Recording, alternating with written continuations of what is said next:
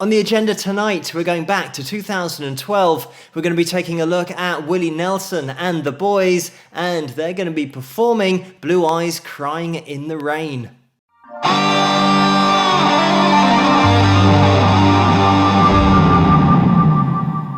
Hello, Phil here from Wings of Pegasus, and welcome to another analysis video. If you enjoyed this video, please give it a thumbs up and subscribe. So I'm just editing this part in. Unfortunately, the video got blocked on copyrights, so as usual, I'm going to leave the link to the performance video in the description below. I'm also going to pin it to the top of the comments just above the timestamps, and you guys can click on either of those links to watch the performance and then come back here for the analysis, and I'll see you guys in the comment section.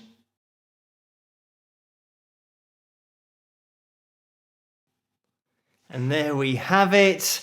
What I love about this performance is just how impromptu it is, and it just is born out of a conversation that they are having from son to father.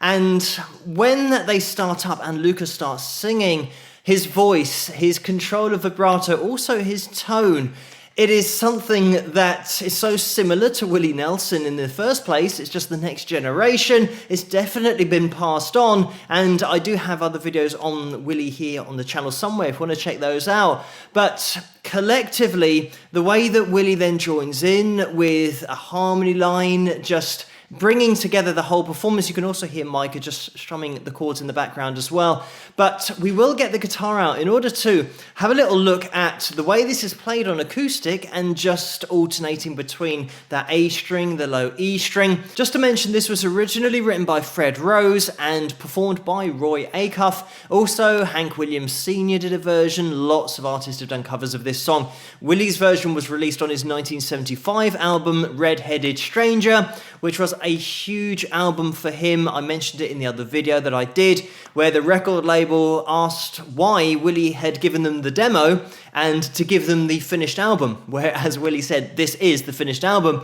And they didn't want to release it because it wasn't overproduced or produced at all, really. It was just bare bones Willie Nelson, which is exactly how Willie wanted it to be. And their fears weren't realized because when it was released, it went straight to #1 in the country charts.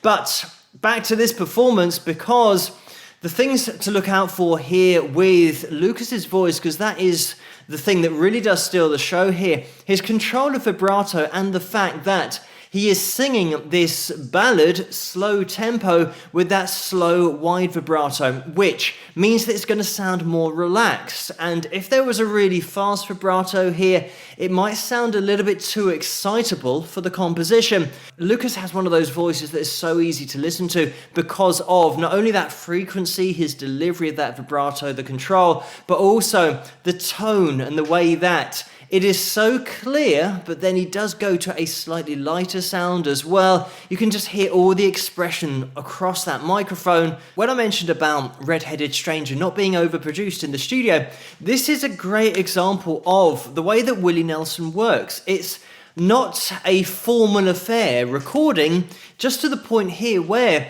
I'm sure loads of people would love to have this released and would like to have it released in the future. We've got it on YouTube, thankfully, but it's just a situation where they're sitting down and they just break into a song.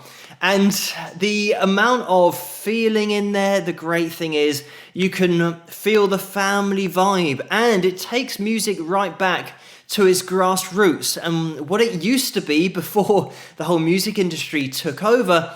Just a family and a group of friends, musicians, getting together, gathering round, seeing which songs they all knew and just play it and join in with each other and sing.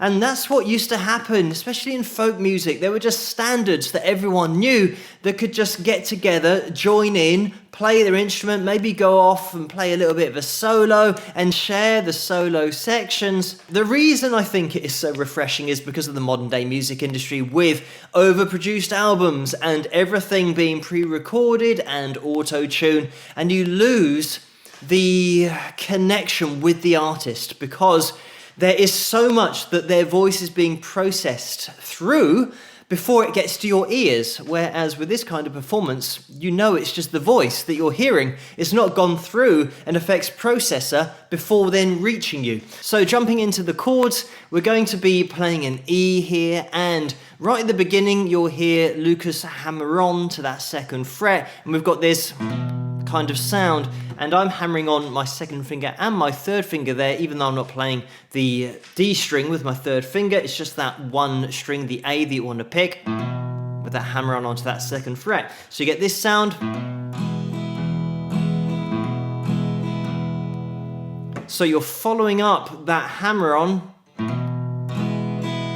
with a little down up, and then low E string, down up again,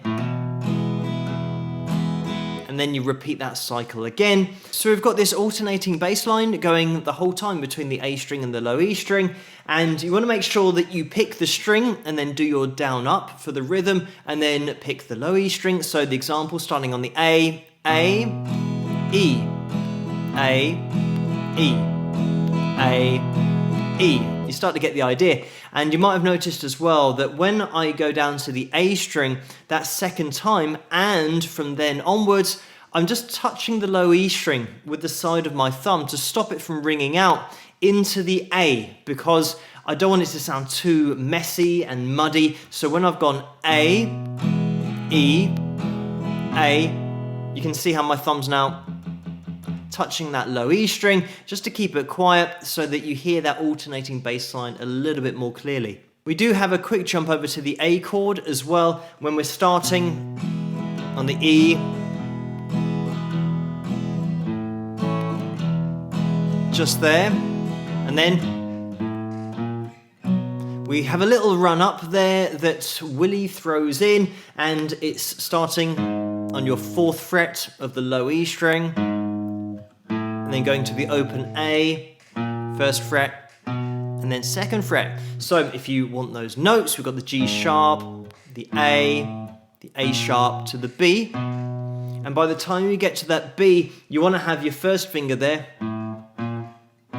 because we're going to be playing a B chord, which will be our B major, and it's something that Lukas here doesn't go as far as I did then, all the way across that chord. He's just literally being really short with that right hand. So just to hit a 5th and maybe an octave, so the first 2 strings, maybe 3, but not going as far as that B string. The other thing to look out for is the alternating bass line, because that's still going to continue from the B to now the F sharp, and you'll be able to see Lukas's finger just move over there. I would tend to play this with my thumb because it just feels more comfortable for me to do that. Like that. And also, when I play it with my thumb over the top, I can let go of that A string and mute it in order to make it a little bit cleaner as well. The way that Lukas will be keeping that A string quiet is by just arching his 1st finger over a little bit when he plays the F sharp. So going from the B,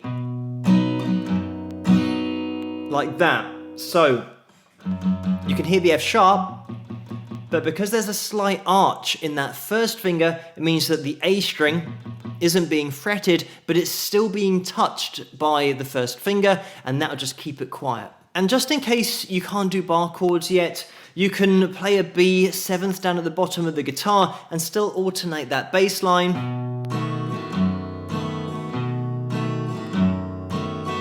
With that 2nd finger just jumping up and down. So those are all the chords you need to play the song. The only other thing to look out for are the ascending and descending runs, of which we've had an example already. And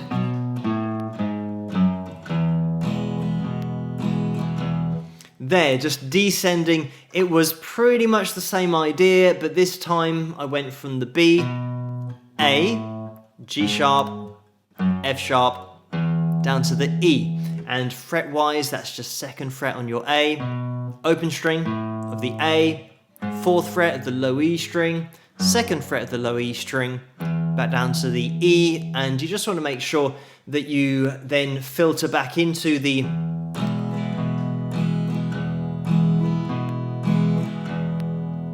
alternating bass line on that chord. Another thing that I want to mention is the solo that Willie plays here, because it's so tastefully done, and there is a fair deal of technique in here as well. Vibrato that he throws in subtly, but having this first part, we've got some string skipping going on there. You have to get your pick going in the right direction in order to play that right every time. There's a little bend, that kind of thing. He also throws in this E chord with the little finger on the 12th fret, which if you're playing a full-size guitar and you've got small hands, it is going to be a bit of a stretch, but it should sound a little bit like that. I also love the way that he just rakes across the strings, and sweep picking is the term, that's what it would be referred to as, where you play 3 or 4 strings, or you play notes of a chord very quickly. And you might have heard that kind of thing where you have the notes of a chord that are just swept down by the pick, you get that sweep pick. But the way that Willie is using it here is more muting those first 3 and then getting up to that high E string.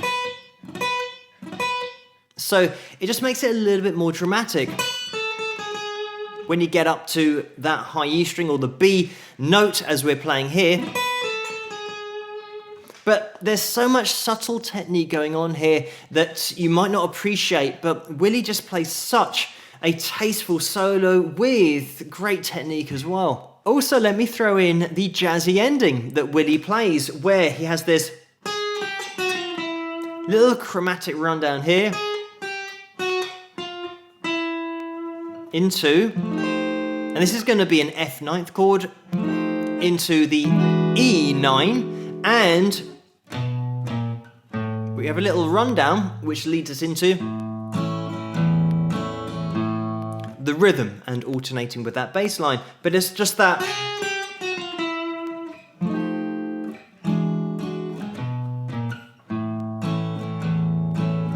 it's just a cool ending in order to throw in that tiny little bit of jazz inspiration. But I don't want this video to go on for too long. I know that it was a very short performance video, but there are so many things that are cool about this. Just picking up your guitar and just shooting from the hip, just playing through a song, just having a great time and enjoying music, because that is what it is all about.